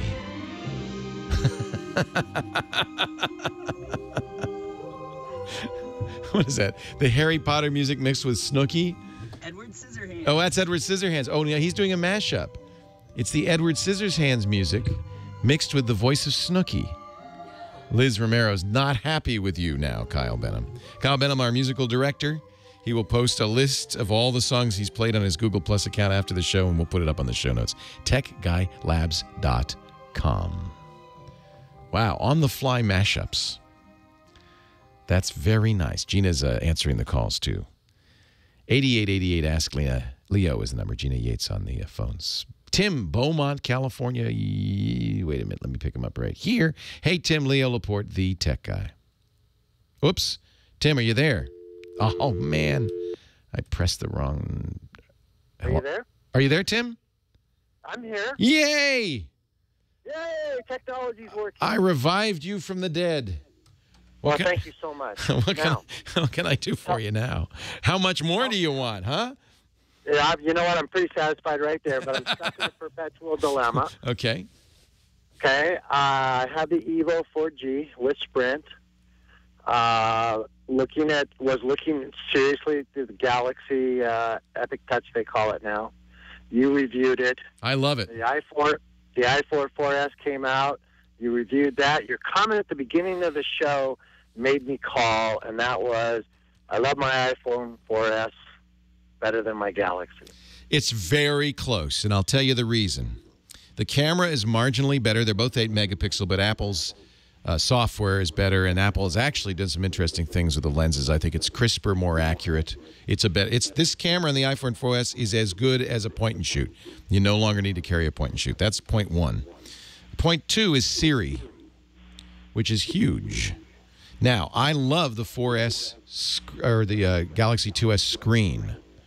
It's bigger. It's 4.5 inches on Sprint, and I like it's crisper. I like its color. I think it's beautiful. It's not as high res as the Apple screen, but I just like a bigger screen. It's a thinner phone. You can remove the battery, which means you can get multiple batteries. That's good. I think Android software is just as good as Apple software, but there's some things that you can't do on each platform. For instance, there's a program on iPhone that people love called Instagram, not available for Android. On the other hand, I have a program on my Android phone called Eye on Road that warns me if I'm going to run into a car ahead of me. So it's just, there's stuff to say for both. I think for you, I would say go to the Sprint store and just handle and hold both.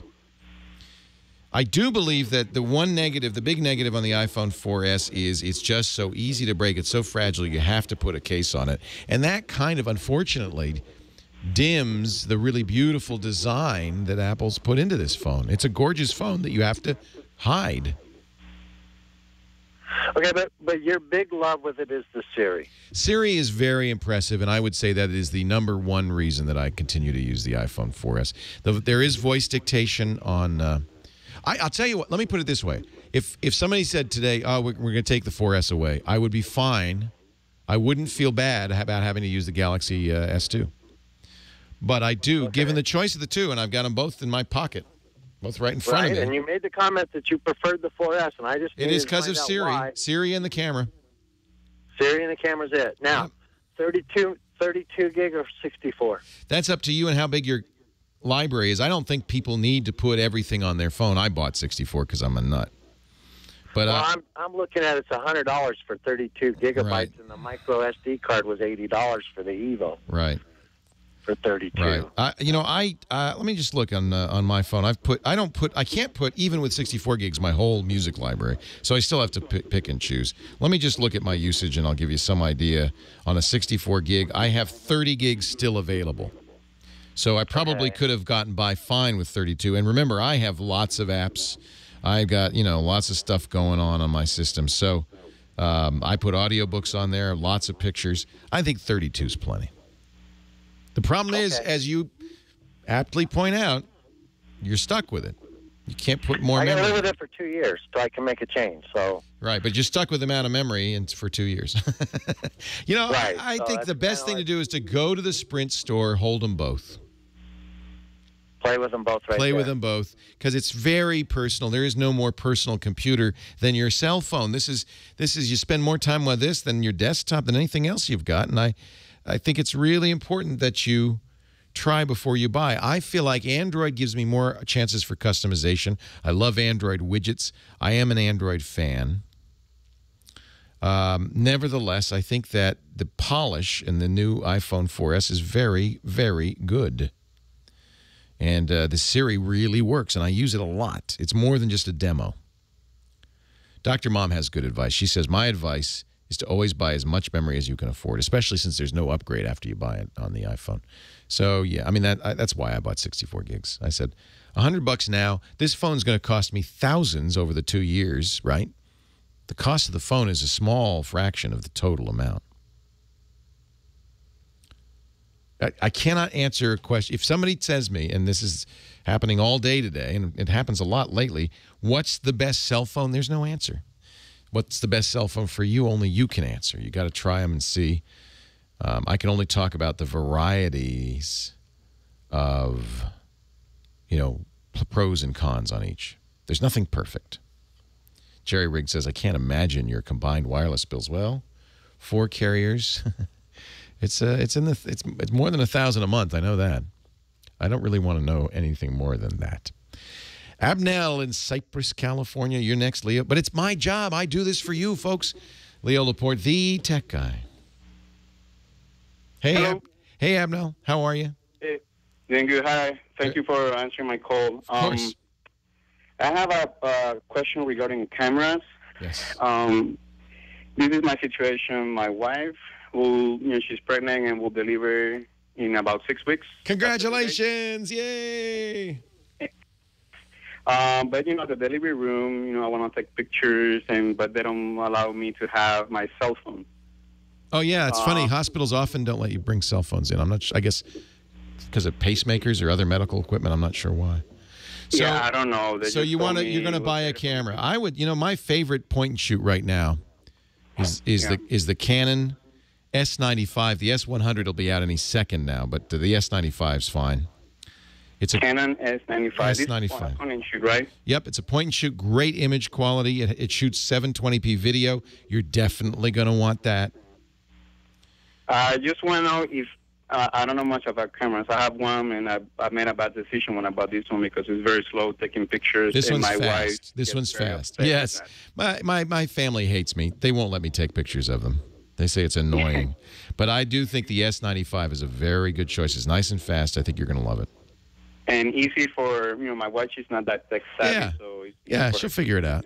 Hey, congratulations! That's so exciting. Your first? Yes, it's my first. Yay! Your life is about to change, Abnell, in so many ways. That's what I heard. You've never loved anybody as much as you're going to love that new baby. It's a wonderful thing. But do your wife a favor. Don't take any movies of the birth itself. I can tell you right now, 20 years later, I still wouldn't want to see it. Leo Laporte, the tech guy. Scott in Cincinnati, Ohio. Hi, Scott. Hi, Leo. Thanks for taking my call. My pleasure. What can I do for you? I'm planning on getting my 9-year-old children iPod Touches. Good. And I wanted to know how to set up. I'd like them to kind of have their own account to keep their stuff separate from my wife, so I don't have to spend time unsorting and undoing things. I encourage you to do that because I have a whole lot of rap music in my my collection that I didn't buy. I know I didn't buy it. So iTunes won't let me create an account for someone that age. So well, you just don't tell them what age. You just create an account and say, yeah, he's over 13, and use your credit card. Okay. So just lie. Yeah. Okay. It's your account. It's not his account. Well, that is true. It's just they're using it. I did one of the things I did do when Abby was little is I got her. They have an allowance feature. Right. And I gave her, I think it was $20 a month to buy CDs. I figured 2 CDs a month. And mainly I did it so she wouldn't pirate music. This was a few years ago when it was really prevalent, and she was using LimeWire. I said, "I'll make you a deal. I will pay you not to use LimeWire." In effect. Sure. Yeah. All right. Well, I think that answers my question then. Yeah. Just lie. Okay. Yeah. It's your account. It is my account and my money ultimately. Yeah. So. Yeah. It's your account. They don't. That's what they're trying. They're required to do this by the Child Online Protection Act, COPPA. And it's Child Online Protection and Privacy Act. and which says that they cannot collect information about children under 13. But it's not information about your children. It's about you. It's your credit card, your information. I think that's fine. I don't have any problem. And you know, I told my kids this early on. It's okay to lie on the internet. To protect yourself, to protect your privacy. You have no obligation to tell marketers the truth about yourself. None at all. I don't think so. I mean, there may be some ethical conundrum there because, you know, let's use Facebook as an example. You're getting a free service, aren't you? And, of course, the way they pay for that free service is by collecting demographic information about you, not personal, but in aggregate about you and yours, and selling that to advertisers. Hey, how would you like to have, reach 2 million 40-year-old men on the West Coast? They sell that to the advertisers. So that information that you give them is of value to them. They can resell it, and that's how they pay for the free service. So from an ethical point of view, I think telling, unless you have a reason not to, telling them the truth is probably all right. And, it's up to you, though, if you want to protect your privacy or if it's a kid, to lie. Happens all the time, and even these websites know it. Let's see. That was Scott. How about Hans in Westlake Village, California? You're next, Leo Laporte, the tech guy. Hello, Leo. Thank you for taking my call. My pleasure, Hans. First of all, I'd like to change my name to Harry. Harry, much better. I'm running a MacBook Pro on operating system X, in some circles known as 10.6.8. Oh yeah, you got to say what big cat that is. That would be snow leopard. Absolutely. And I'm running iPhoto 8.1.2. Now, something has happened to me 3 times. Twice I was able to recover it because I did back it up, and I think I still have it backed up. Good man. But for some reason, for no reason whatsoever, suddenly all I get are thumbnails. And when I click on the thumbnail, up comes the dreaded gray circle with an exclamation. Is that a system problem with Mac? Because they haven't been able to help me with it. No, I don't think it's. I think it's probably a hard drive issue or something like it. You can do a little investigation. iPhoto stores its images in a special folder called iPhoto. Well, clever name, huh? Oh, actually, I think it's iPhoto Library. Now, if you look on that on your Mac, you'll see doesn't look like it's just a file, right? Well, it's not. It's a special file. It's a folder that looks like a file. So if you can, Control click on it, or right click on it if you have a 2-button mouse, and select Show Package Contents on that iPhoto folder, you'll see. Oh my goodness, there's a whole bunch of stuff in here, including folders called Masters and Previews in the current version of iPhoto. In older versions, there was a folder called Originals and Thumbnails. Yeah. So what's happened, I would guess, is something happened to the originals. I'm glad you backed them up, and that's what people should do. If you don't want to back up the whole iPhoto folder, which can often be gigabytes, at least back up the Originals folder, because that's got the original images. So somehow those images either got deleted or your hard drive's having a hard time and can't read them. That's not unusual. That can happen to any computer. Hard drives are the first thing to go, usually. And this machine is less than 2 years old. Yeah, it doesn't mean anything. Hard drives will fail in a month, 6 months, 2 years, 10 years. And not fail catastrophically, fail in one particular... No, they rarely fail catastrophically. Usually what happens is portions become unreadable. So that's my guess, unless you've been messing around in that iPhoto library folder. Not that no. No. Because it happened, I opened up iPhoto and all of a sudden I get the dreaded exclamation mark. Yeah. Do you use Time Machine? No, I have not. Okay. I back it up on a hard drive. Good. Well, you might try just taking your iPhoto library on the hard drive and copying it over. The other thing you can do, this is nice, iPhoto, you can move your folder to another location. So when you open iPhoto, if you, let me see, I think it's hold down the Command key. It will then say, oh, you want to move, huh? Where do you want me to keep my pictures?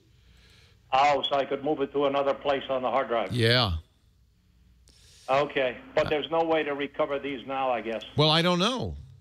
That's why I would suggest probably putting your iPhoto library somewhere else and keeping that original file in case you can restore it. One way to restore it, if it's the hard drive, is be running a hard drive recovery tool. Unfortunately, Mac does not have a lot of good tools.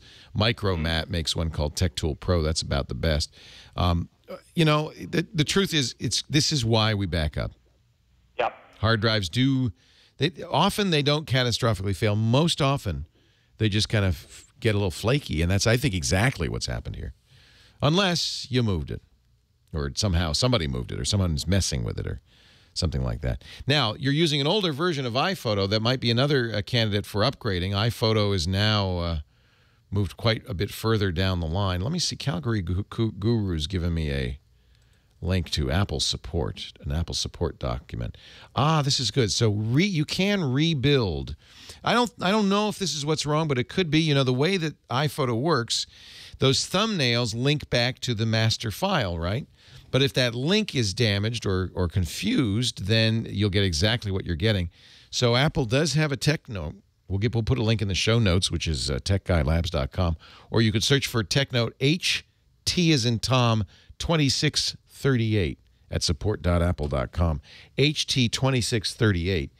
And it tells you how you can back up and restore your iPhoto, rebuild the iPhoto library. Maybe that's all that's needed. That's a good tip. Thank you so much. You see the chat room there? Brilliant. Leo Laporte, the tech guy. For popping, lights are turned way down low. Let it snow, let it snow, let it snow. Well, it's appropriate music for today. Leo Laporte, the tech guy, and it apparently is snowing on October 29th in New York, New York. Dickie D, Mad Magazine's maddest writer, our gadget hound, the Gizwiz, is here from Manhattan. Are you snowed in, Dick? No, you know what? The bulk of it is going to be upstate. But we are having El Crapo day here. Oh, I bet. You know, it's very fun. You know, I have a big outdoor railroad thing, and I got this bright idea. The fall, they just get covered with leaves, and I can't run the train. So I bought 3 giant umbrellas to put over the trains to keep the leaves off. Yeah. And I looked out earlier, and 2 of them collapsed. Because the stuff that's coming down is sleet, but it's so heavy. Yeah. And they're talking about being careful, staying out of the parks, because they're afraid a lot of tree limbs are going to break. Well, this explains the fruit fly epidemic out here. They all came from New York. They're snowbirds. So Dick joins us every week. He does a podcast for my Twit network called the Weekly Daily Gizwiz, which is, I know it's a confusing name, it's a weekly show with a daily attitude. And I like that. Yeah, that's our new slogan, the weekly show with a daily attitude. And every show he comes up with a bunch of great gadgets. And so we thought, you know, you should join us on the radio show every Saturday and talk about a gadget or two. You can find out more about everything Dick does at his website, gizwiz.biz. And he's been writing for Mad Magazine, doing those parodies for 40 years now. Yeah. But he started as a teenager, so it's okay. It is. That's right. Yeah. And that song you played is more apropos than you'll ever know. Really? Why is that? Because I'm going to talk about, for folks who have non-working fireplaces. Oh. Yeah, now, you know, I want talked about this. Yeah, I think you do. Okay, it's called the Dimplex, Dimplex, electric fireplace insert. So in New York City, and I'm sure in all big cities, there are hundreds of thousands of fireplaces that don't work anymore. The chimneys are blocked, or they've been cemented over. Well, here in Northern California, you can't even build a place with a fireplace anymore because it's such a polluter. Oh, I didn't even know that. Oh, yeah. I mean, if you have one, if you're grandfathered in. But you can tell because it gets cold here, as it has been over the last few nights, and it gets very wood smoky. Well, actually, that's a very nice smell. It is a nice smell, but if everybody had a Dimplex, we wouldn't have to worry about air quality, and we'd be toasty warm.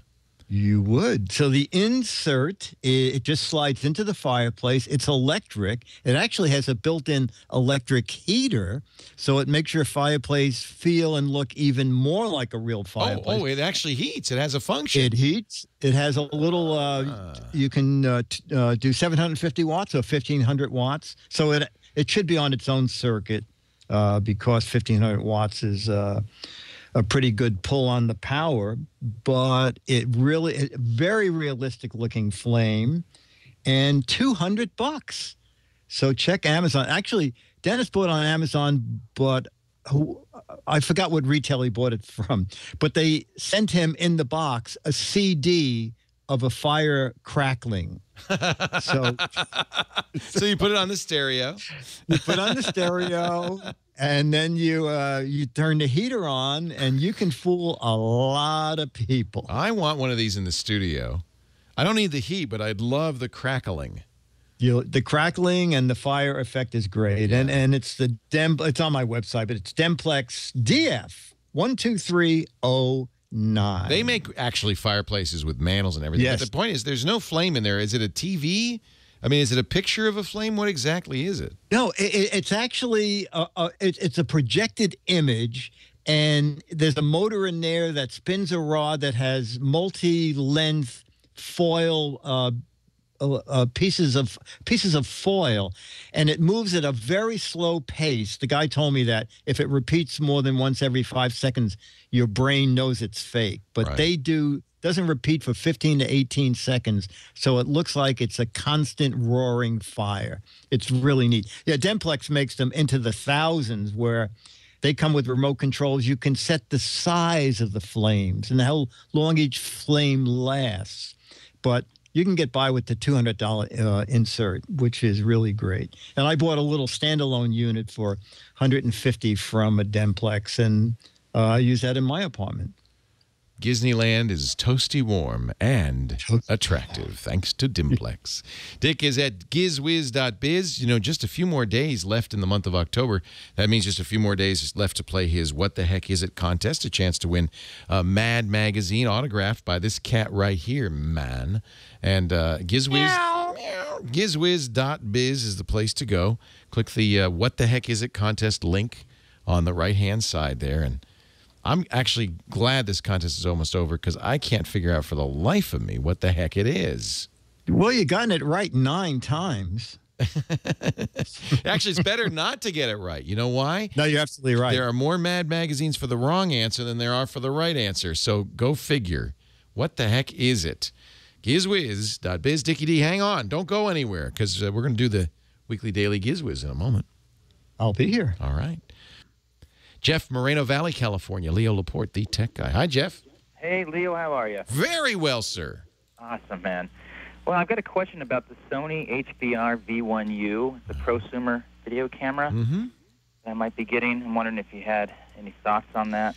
I haven't used it, but I have to say Sony makes excellent cameras. Yeah. How much is it? It's an older camera, so sometimes you can find it for under $3,000. Like That's not bad. And it's a 3CCD. Right. Yeah. That's a good price, I got to say. Sony's before, and they were great. Yep. The Canons look great instead of the Panasonics. The two that I've used are the Sonys and the Canons. We use a Sony EX1, which is a higher-end pro camera that we love, and we use that for field shoots. And in studio, if you watch our stream, you're seeing the Canon Vixia HF1, which is a much less expensive camera.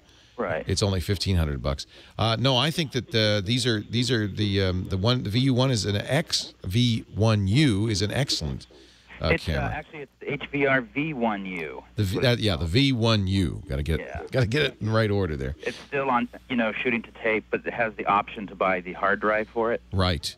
And one of the reasons I like the X1 is I no longer shoot to tape. I shoot to SD cards. Right.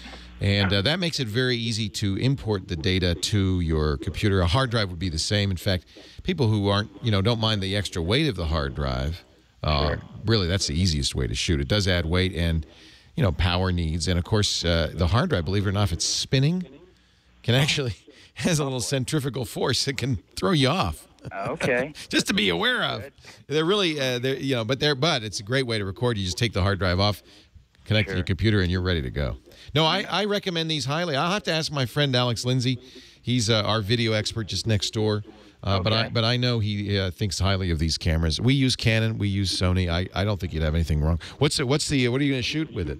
Well, I'm a filmmaker at heart, so I'm going to do some films, some short films. And you know what I love, and it's not much more than this. I would take a look at a Canon DSLR, the 7D or the 5D Mark III, because then you can use all these fancy lenses. It does record to CF, and a lot of movies and TV shows now are being shot in part, if not in full, with these DSLRs, these digital SLR cameras. The 5D is amazing video, beautiful quality. And because you can use different lenses and stuff, really good. But now, not as easy to carry. Of course, you don't have the armrest and all that. Leo Laporte, the tech guy. Hey, thanks for joining me. I'll see you next time. Have a great geek week.